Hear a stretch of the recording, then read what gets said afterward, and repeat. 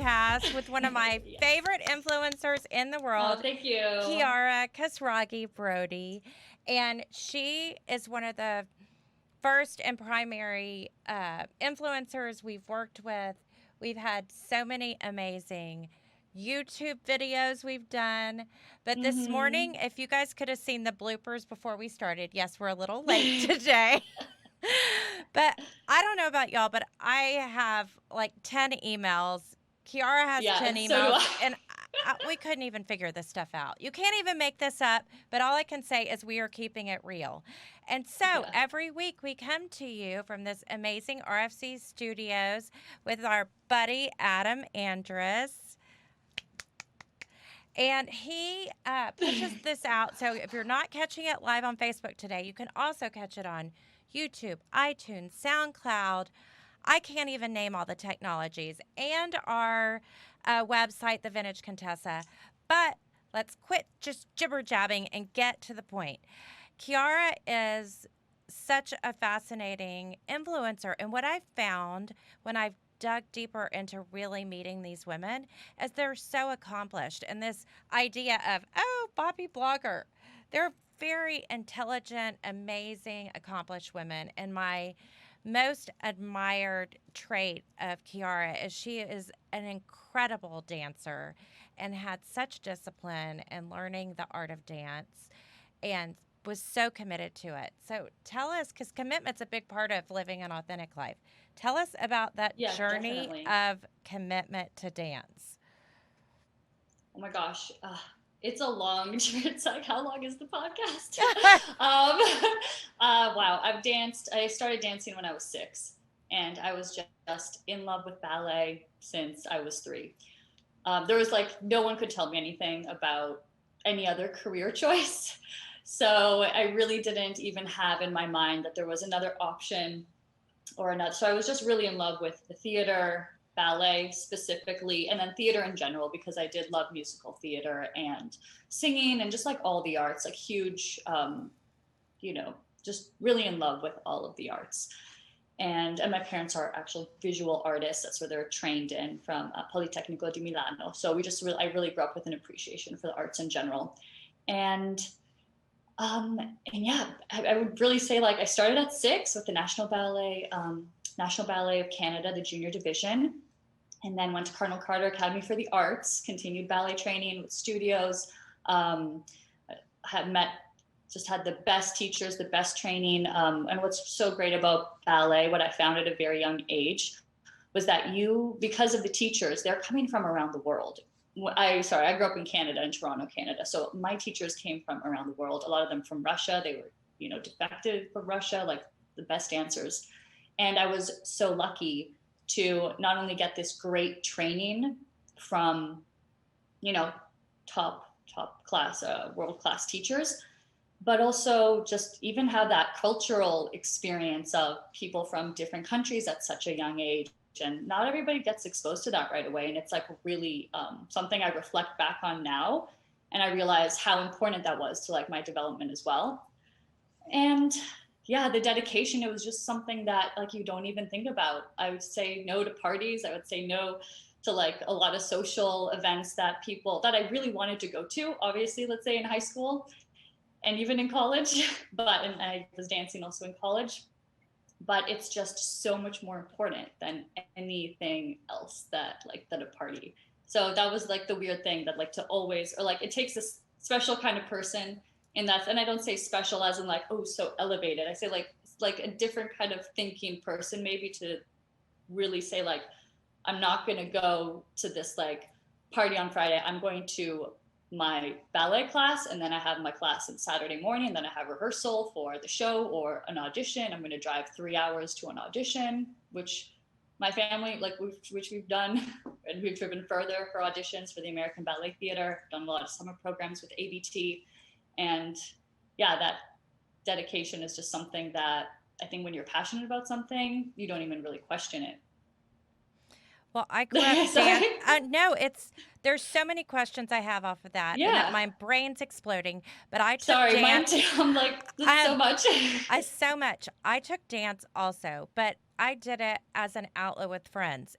and I did Yeah. not miss a party. So that was my Which perspective. is like the normal thing to The normal do. American girl. So the other Yeah. thing is, you are so multicultural. Your family is so international. One of my favorite stories is when we met and you were taking a trip to Europe Oh my with your God. parents and you had to fit everything in a suitcase. Because Yeah. as much as we like so much Well, in it's not life, just a suitcase. My dad was like, we're getting this specific car. Everyone gets one carry-on. And I was like, a carry-on? What? Like for, I don't know, 2 weeks, and 2 weeks between Vienna and, I'm trying to remember. It was supposed to be Vienna, and then another part of the trip got canceled that I'm trying to and remember then because you of didn't even weather. have a car. I And remember then that. Italy. Yeah, that was the It was like, we're point. renting a car for this one portion, and everyone gets a carry-on for that. I'm just like, that sounds wild. Like, I don't know. But Have you not known me for the past 20, 30 yeah. years? Like, Well, that's so funny because when we go to Europe, I schlep so many bags, and I'm saying I schlep it because Rob is an amazing man, but he will not carry my bags. I think it's his punishment to me for packing too much. But I believe that dance really influenced your style because I could see too in so yeah, many of your definitely. posts. Um, I'm so inspired by amazing dancers, and we've been so blessed to meet some of the most incredible dancers through the Vail Dance Festival. Oh Uh, yeah, Vale's so Tyler wonderful. Peck, Unity Phelan, Lauren Levitt, like some of the, and actually talk to them. And it is such a discipline. And that was the thing that Rob was really surprised about. And I can talk about him now because he's not here. He would even get tears in his eyes watching these dancers and appreciate the athletic ability. And that's what I found with so many people living this really authentic life is they have a commitment in their soul to something bigger than Yeah. themselves or bigger than just what brings them happiness at the moment. And I feel like we've all been so retrospective during this time of COVID with more time to Mm-hmm. consider our life's journey. And it's been interesting to see that people with success are willing to make huge sacrifices. And sometimes people just look at you and go, "Oh, she has it all. She's beautiful, she's happily married. But you've sacrificed so much to get here." And when I found out you didn't have a team of photographers following you and you yourself has this halo light stationing it. Which is like right over there, by the way. Yeah. Exactly. So how did you explode as this influencer? It wasn't Oh. overnight. It was something you No, really, I mean, and you worked came at for a from a long time. fashion editorial background and working with a magazine and working in fashion in LA. Tell us about that side of your journey. Yeah, so as I transitioned out of ballet, which actually I moved to Houston, it was just such like it's like a lot of not flip flop, but there's like just a lot of I kind of stopped dancing an injury, was doing more musical theater, did some regional theater in Florida, where I am right now, actually. And then I met my husband. We fell madly in love. We're still in love. And then I moved to Houston because that's where he was working. And I was dancing. I was like, oh, Houston's a big city. Like I could maybe audition there or see like what the dance community is like there. And then while that was going on, had a very amateur blog. It was kind of when even I'm trying to think before even Chiara was like so huge, and I was following her, and I was like, I like what these people are doing. Like, I wish I could do something like that. That would be so interesting. And also, sorry, my story is all over the place.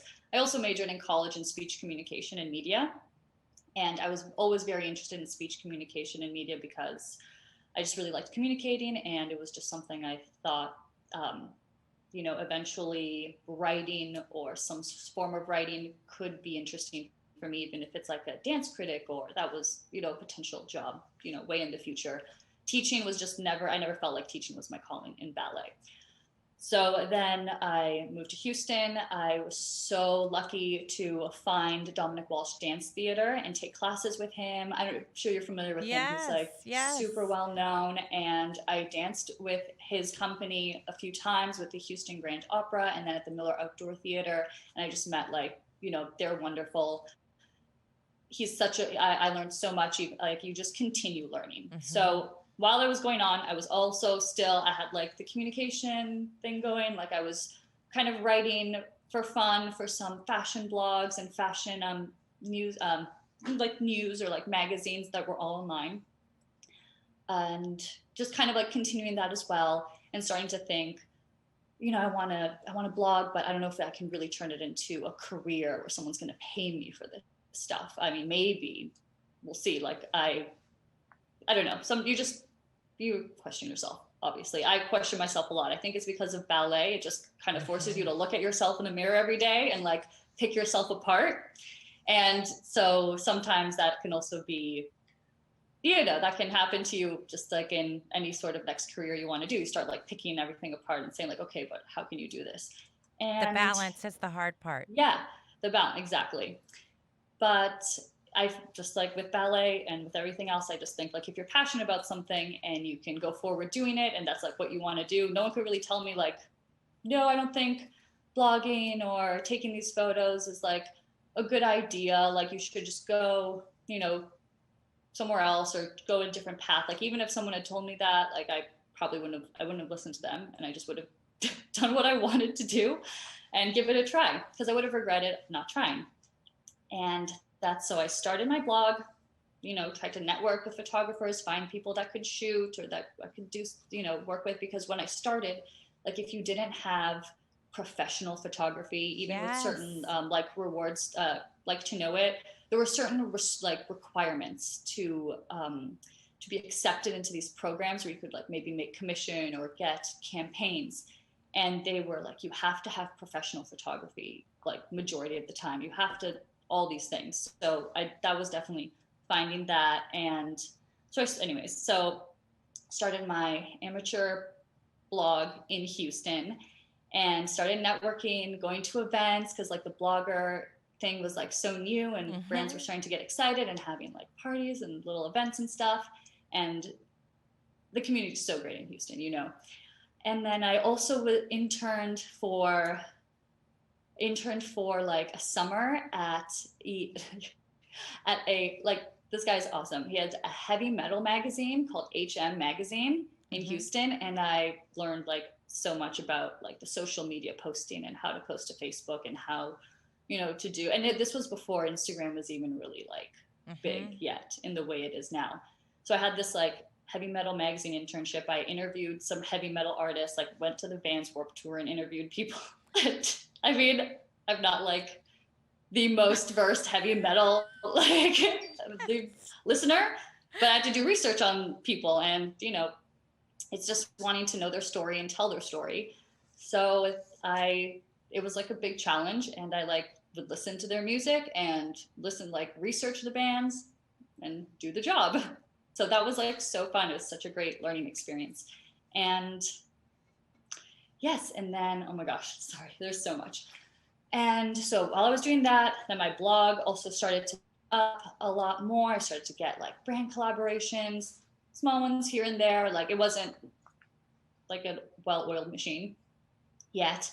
And that's when I started working with La Pomme magazine, which was like just such an incredible opportunity. It was something that the dear friend of mine that I was working with at the time, Derek Warburton, and he basically acquired half of the magazine, and they were like going to a partnership together. Him and Kevin La Pomme, who's like the owner, artistic director. I keep saying artistic director because of ballet. Ballet, exactly. Yeah, I say like creative director.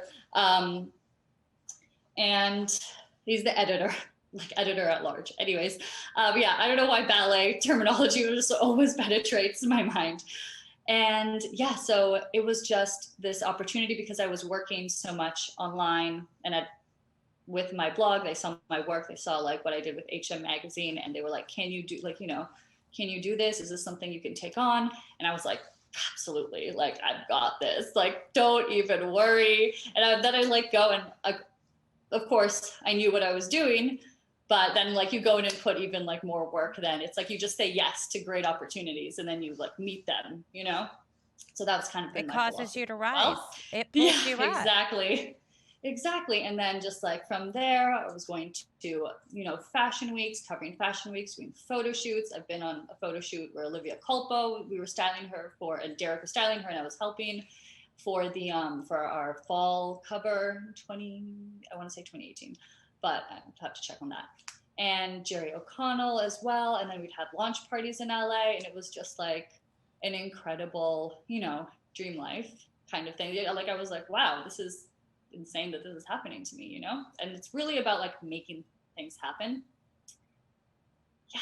And I'm trying to think of anything else that I'm Well, I missing. think when people meet you, they feel this aura of peace and excitement and joy. Mm, yeah. And I can Yeah, see I it. get excited easily. You do. And people, especially now, want that. Um, they want to turn to things online on Instagram that inspire them. They're looking for creative outlets. And Mm-hmm. I am so amazed at how beautiful you can make a simple shift dress, but you have to stand up and show us your amazing Oh yeah. shirt dress by the Houston Yeah. designer. Tell us who she is. Yeah. Oh my gosh. This is my dear friend. Oh, sorry, I have to move the chair. Oh no. Yeah, I got to Actually, get a the chair's picture in of the you. way. It is. Okay. So this is my friend's design. She has a line here, a brand. It's called Christy Lynn Collections, and you can find her on Instagram, Christy Lynn Collections. This is just such a cute shirt dress. I love it. It's one of my favorite dresses. It's just so chic, It and is I love so the like chic. structured sleeves. But then I'm trying to see if you can see the hem. Oh, It's like the such a hem's cute even. It's a hemline. I just great think the length. hemline is like a great length. Yeah, it's very So young. Well, yeah, and and I she's in Houston, so I wanted to, supporting local, you've support always local. done Yeah. so well supporting local. I mean, you have been such a great Thank help you. to our business to Oh, share thanks. with Yeah. so many people and through collaboration. And you were always saying, what can I do for you as opposed to what's in it for me? And I think Yeah. that's what made me want to work with you even more is like, I want to give her more because she's not asking Oh, for you're a so. lot.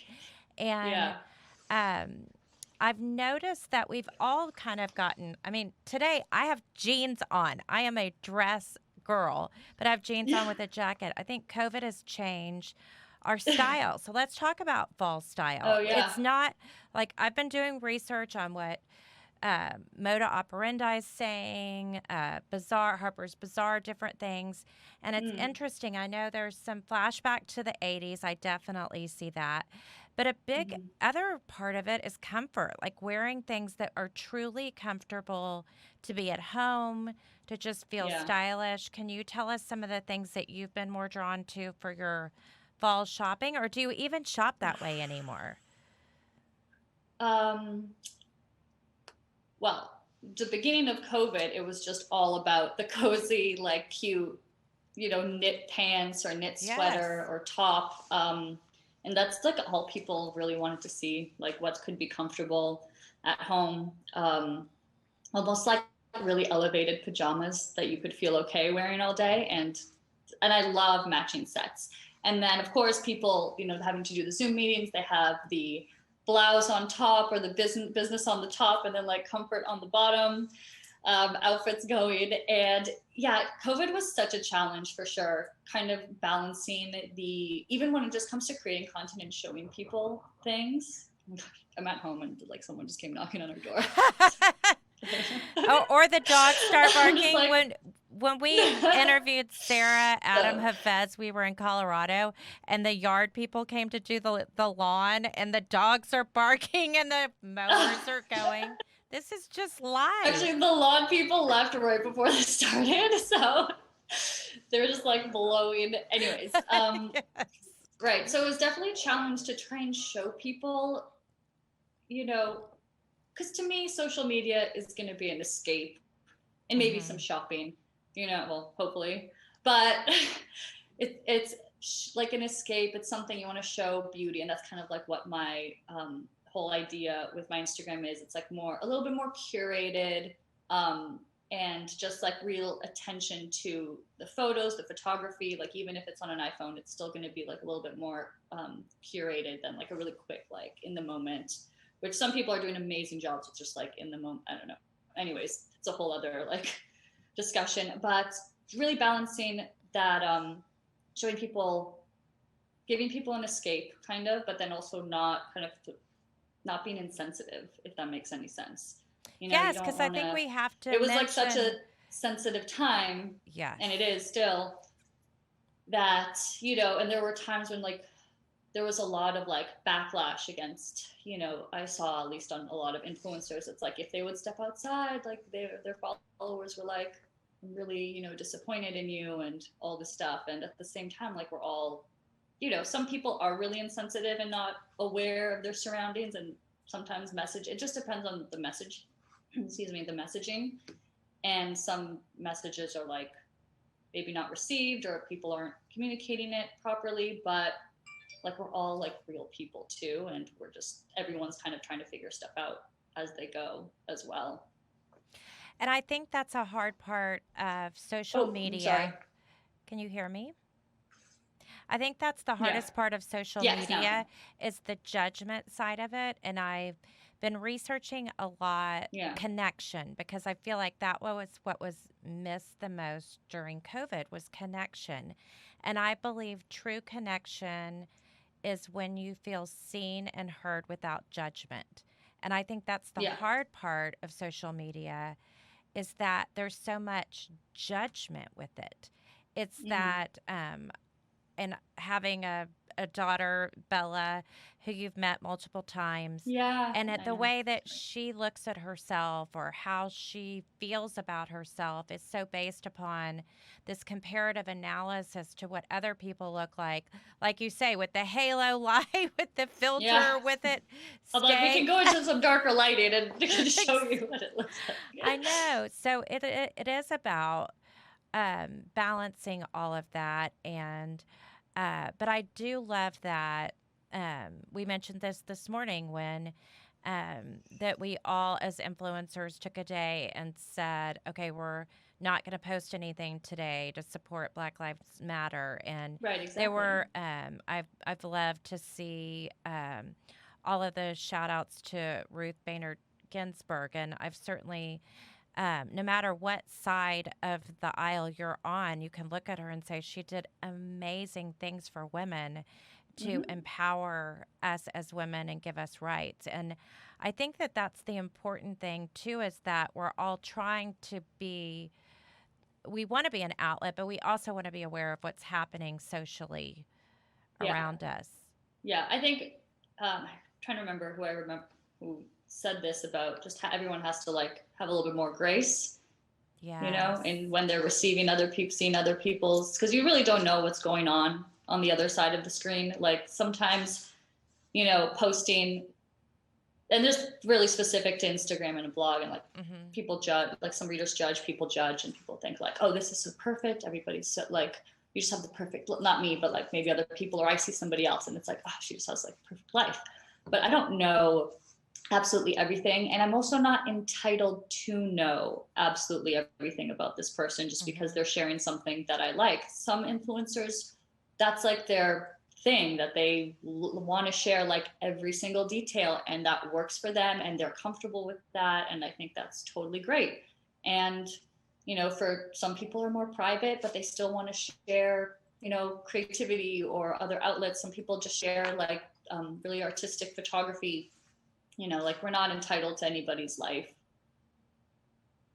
And I It's think that we have to have like a little bit more grace when seeing these people. And then the same when you're putting out maybe your message, to like think about, like that's the number one thing as a like blogger, influencer, or whatever, is that like you're, you know, you have to be aware of like know your audience as well.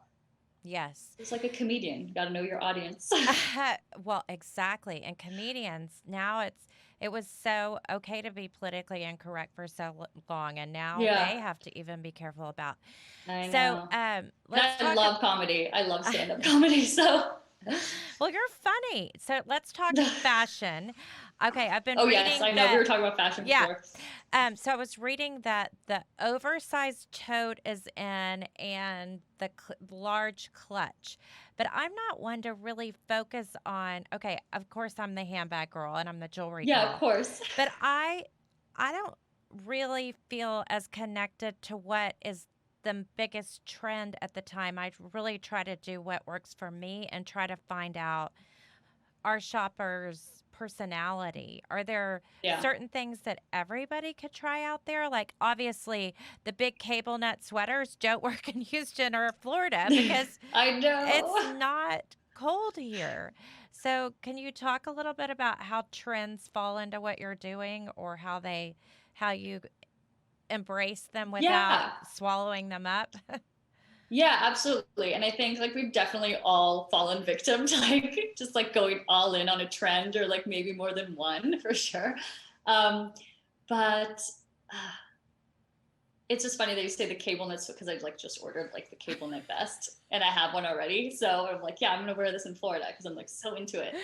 But I think when it comes to and trend has such a like not a great connotation now because we Hmm. think of it as being like quickly used, maybe In like and out. not necessarily cheap and discarded, but just kind of like, discarded within the season.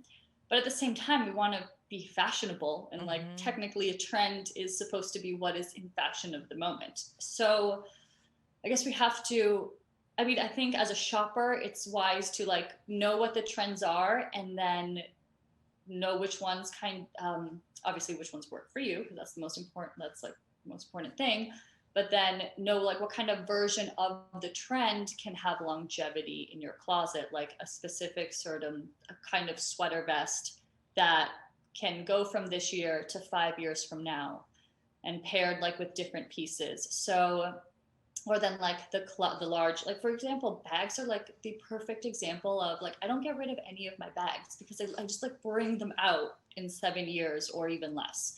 I had this little Prada nylon bag, one of like my Mm. first little purses and I have like the little Burberry one from when I was a teenager, like later teens, as like birthday gifts. It wasn't like, oh, I'm just gonna go buy this today. It was just like a birthday gift, Yes. and that's what I would ask for. Like, I just want the little Right. Burberry.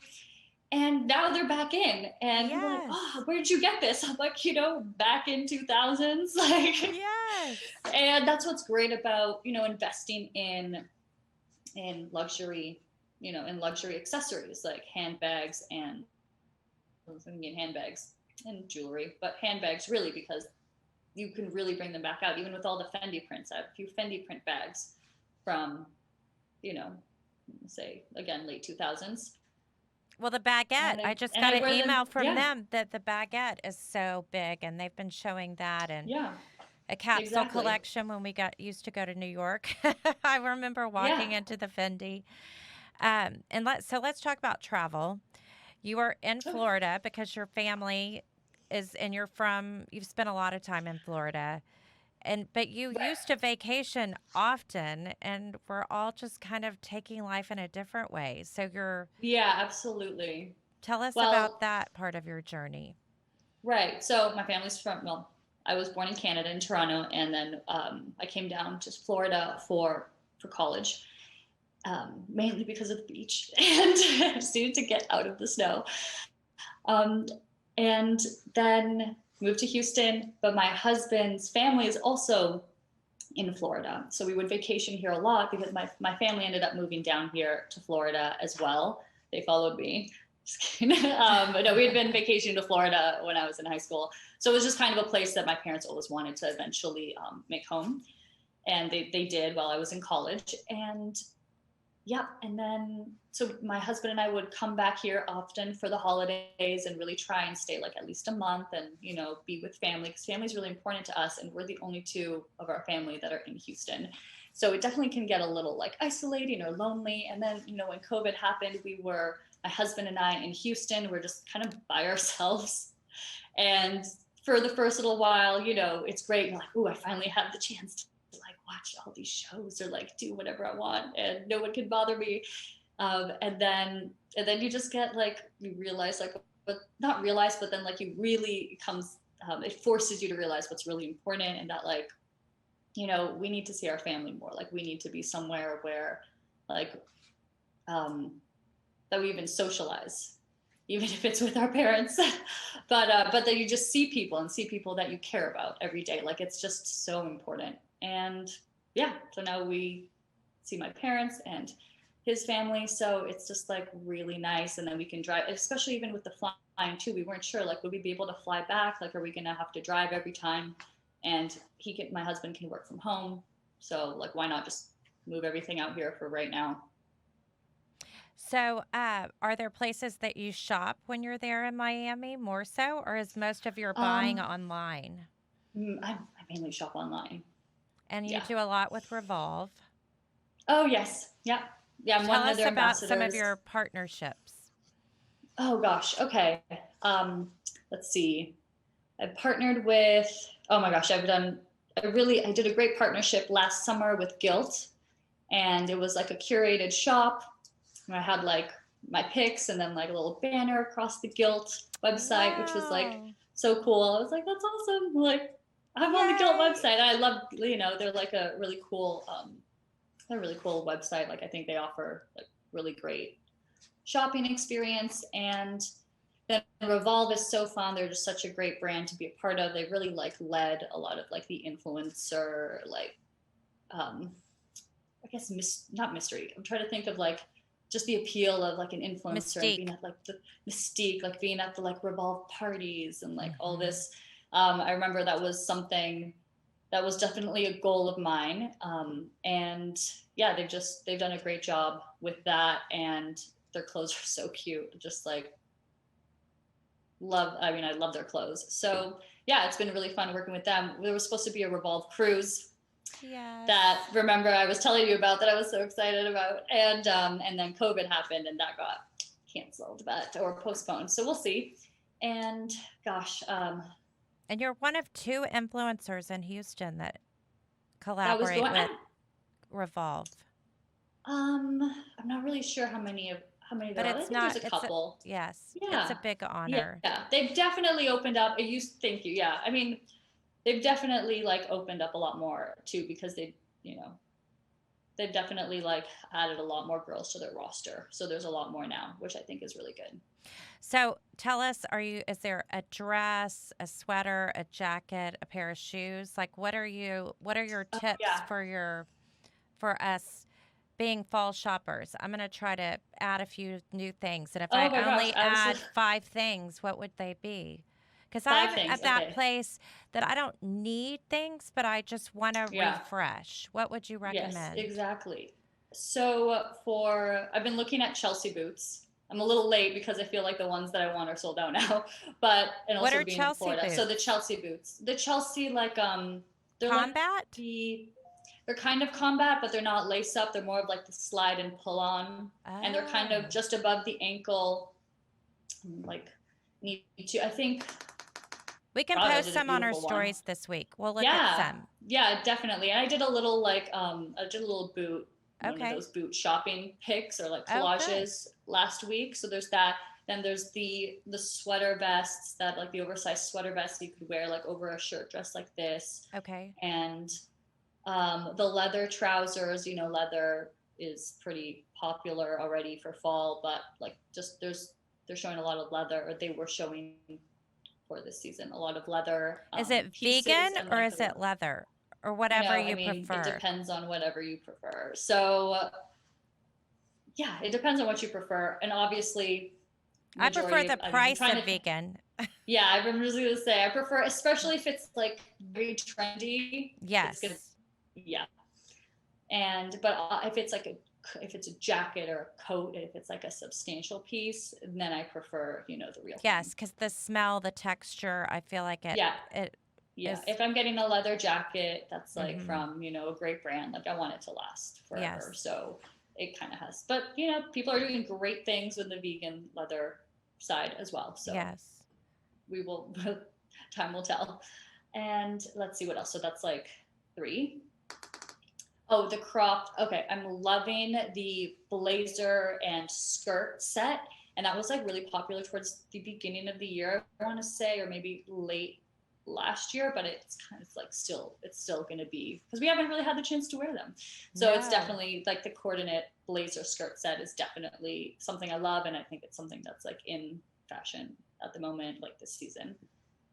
I love seeing like the plaid skirts or the pleated skirts for fall, and like the beautiful like kind of like tartans, like in beautiful colors. I was just looking at, I think it was Dior's fall 2020 fall runway. They had like these tartan like coats with fringe at the bottom, but the colors were not like your what you typical fall colors. It was like really vibrant, really lovely colors, and that's what I like too. That it's not like we're not tied to like the browns, even though I love brown, but I love the neutrals. But it's like you're not tied to neutrals anymore. Like you can wear some bright neon colors for fall as well. Yes, and being Texas, Florida girls, we can wear Yeah, color. Although I perceive you to wear a lot of neutrals with a I do. pop of color, and Yeah. that seems to be the way that you and I tend Well, to wear color, but today I'm more neutral and I'm trying to lean towards. So I think that that maybe is the thing is like if you're just adding a few pieces and you're all one thing in your wardrobe, is that you consider what you move to. And then I just bought Mousy jeans, Mousy. They're from Japan oh, and oh, they must. fit Okay, in a way that no I have to look jeans them have up. ever. They are truly incredible. We are not going to Ooh. say how much they were because is listening probably to the podcast. But and today I have Like a high crepe? waisted, the mother high waisted, and I feel like you have to Oh be yeah. careful with that too, especially if you're short. Like for you being tall and lean, you could probably wear high waisted, but some of them when Hmm. they're wide at the bottom and tight, then it doesn't look right on all figures. Yeah. So I Yeah, no, think jeans that are definitely that's like I thought jeans with the high waisted I thought would like usually it, like elongates and elevates like elongates the uh-huh, line, but then yeah, if it's too wide on the bottom, it's not like yeah. that's like the 90s. That's like a 90s style jean right now. That's like pretty trendy, which is like that high waisted, but then they're Yes. like you've got some volume at the bottom, maybe like a Oh rip, God, that was not a look for and me. And you need to wear like heels or something. Like I need to wear heels with yes. something look with a look like that. So yeah, there's definitely all those like oversized trousers. Like I loved those when they came out, and then I put them on, and I'm like, I have to wear heels if I wear this. Like I can't look cool wearing like the sneaker. I don't think. I don't know. It just was like it's like a lot of volume. So, but it's like you were saying, where you were saying, you know, your shop, like what you were saying about the neutrals as well. Like I wear a lot of neutrals mainly because that's just kind of what looks better on me. Like the simple accessorizing. Like if I've tried to do Mm-hmm. like bright colors or certain things, and then it just I don't feel like it works on Mm-hmm. me as well. So you just stick with what still works for you, Okay, regardless so of the that trend. leads us to authenticity. Tell us Great. about how you came to, like, how would someone figure out their authentic style? How would they, Mm. like, Mm-hmm. um, and I could kind of lead you into that. I feel like Sure. you're a product of your journey, that you are a dancer at heart. And so much of what I see you in, I see the influence of dance. And I see the style that you wear because of where you travel or where you live. Can you help people to? Because I feel like so many people are trying. There's so many young people, and our audience is a little older. How could you help them define that for themselves? For themselves. Okay.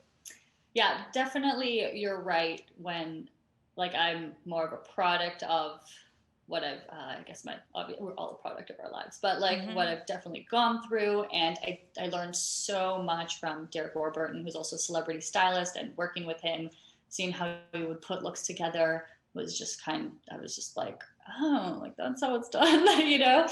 um, so I learned a lot, and like I learned a lot of ways to put uh, things that pair well together, but then also are just maybe a little bit more statementy, or like the one statement item in the outfit, and those kinds of rules. So, but I am heavily influenced by the ballet, my ballet side, and my love for costumes and for characters, for yeah, for characters, because the costume reflects the character and the personality. So very often times when I would get dressed before, you know, I was like a blogger or whatever, And I think a lot of girls are like this too, even if they're not in dance. You're just kind of like, okay, who am I today? Like, Mm-hmm. it's like I'm putting a costume on. Like, I'm going to be like, I feel like being edgy today. So I'm going to Mm-hmm. get like the oversized leather jacket and like the big boots and the Mm-hmm. whole thing is edgy instead of, having your style that is like maybe more of like your, one specific direction, one specific style that's more you, and then adding the edgy element because you felt edgy that day. So I definitely did that in college where it's just like basically it's like a character every day. And so that's what I would say. I find a lot of inspiration on Instagram. I find a lot of inspiration on Pinterest. I Mm-hmm. think, learning, maybe even YouTube videos of people putting outfits together. Just what I'm doing every day on my Instagram is sharing an outfit or sharing pieces and how to put them together. Mm-hmm. There could be pieces that are in your closet already. It doesn't necessarily have to be something new. It's just something that you now, it's what's new is how you now see it styled by somebody. So maybe you just want the boots, or you just remembered you have boots from, how last season that would work with what's in your closet, and just pairing them a different way. So I don't always think you have to buy new all the time, but it is fun. It is. I know. I did a little shopping yesterday afternoon, and Mm-hmm. I texted to make the appointment, and they said, "What are you looking for?" And I said, "I'm just trying to buy a little happiness." Right? But and I feel like for so long I could only, which is kind of where the vintage Contessa came from. For so long, I worked with my family business for 22 years, and my father always believed in investing into property instead of investing into clothing. And I was not in a position that I could afford to buy designer pieces. And so I just bought designer accessories. And I would Mm-hmm. wear, and I still do, wear a dress from Target, but I put an Hermes belt with it and a great bag and my watch, and I am styled. And I think that that people don't need to feel overwhelmed by feeling like they have to buy a whole new wardrobe. That just pieces can upgrade. A new belt. We just got some great Gucci belts in. I feel like that can Oh yeah. change an entire look, and I love what Gucci's doing with that retro. Yeah. But Oh, and the belted blazer is like, so that's another thing, the belted blazer. So just have like a nice tweed blazer and put like a great belt like you have. That's like a good fall trend. Ooh, I love that. Sorry. And one of my favorite quotes from Coco Chanel, she said, "My life didn't please me, so I created my life." Oh And I yeah. feel like some days I just get up, and if I'm in a foul mood, I'm like, I'm going to dress today because that's going to make me feel better. And sometimes it is just so, even if we're at home, even if we're, I think that we can dress for ourselves and not even dress for someone else and just make ourselves feel good. Yeah, absolutely. You feel so different when you like do your hair. You don't even have to get all the way full, like if you are still, let's say, stuck at home, but just to do your hair, put a little bit of makeup on, and then you, oh, that's nice. That's nice. Like I feel better. You elevate your mood a little bit. It's for yourself. Then really, you realize how quarantine made me realize like how much more you have to get ready for yourself and for your own like mental health sometimes than to go out and to show somebody, or like just for real getting dressed for other people. No, Exactly. I don't think so. um oh, you touched on something that I wanted to talk about, but I forgot. It's Well, okay. I have loved talking with you. We could always talk for hours, Yeah, and I'm so I excited. know, I feel like we can. Next week we're going to launch a giveaway of a pair of Yes. Chanel earrings, and you'll be Yeah. styling a pair we have sent to you as of last night. Yay, love But it. also, I'd love for to collaborate and have you send us some of. We'll post some of your posts for fall trends on our stories so people can Oh see great. different ways. Because I feel like that just puts a little skip in our step to be able to see something new and add a couple pieces, but get a new feel. And It is fall. It's even 70 Yeah. degrees in Houston this morning, which is crazy for September. How hot is it? 70? It was 70 this morning when I woke up. Ooh, I feel like that's nice and breezy. It is. I know. That's so nice. And I am going to be celebrating 3 girlfriends' birthdays going to Miami. It's my first Oh yeah, yeah, yeah. trip. I'm going not this weekend, but the next weekend. So I'm Oh, so you excited. guys are going to Miami. That's nice. Yes. So we'll see Yay! how we manage all that. But thank you Oh, it'd be great. so much. Yes. Thank you for having me. It's so nice talking to you. You too. And we're going to be signing off on Facebook, but you stay there, Chiara, because we'll chat a little Okay. bit more. Bye, All guys. right. Bye.